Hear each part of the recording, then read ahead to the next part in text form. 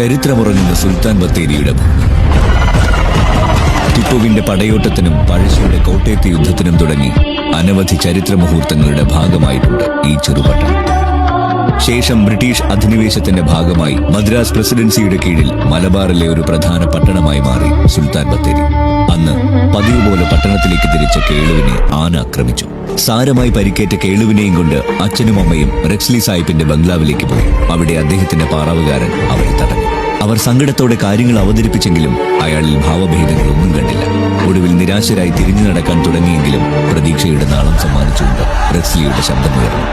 അയാൾ അവരുടെ അടുത്തേക്ക് ചെന്നു. അവരുടെ അവസ്ഥ കണ്ട് അലിവ് തോന്നിയ റെക്സ്ലി അവരെ തന്റെ കാറിൽ കയറ്റി ആശുപത്രിയിലേക്ക് യാത്ര തിരിച്ചു.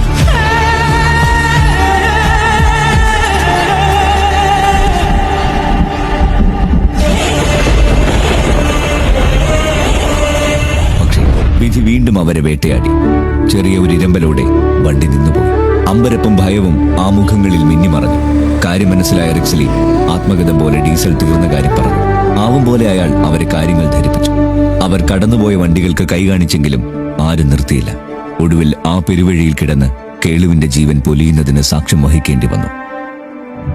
ഋതുഭേദങ്ങൾ മാറി വന്നു. ബ്രിട്ടീഷ് അധിനിവേശത്തിന് അന്ത്യം കുറിച്ചു.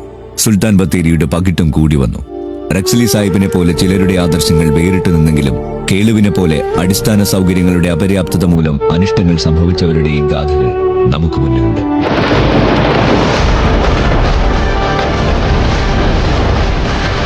പക്ഷേ വികസനത്തിലൂടെ ഈ തടസ്സങ്ങളെല്ലാം മറികടന്ന് പുതിയ മാറ്റങ്ങളോടെ നമ്മൾ മുന്നോട്ട് പോകുന്നു.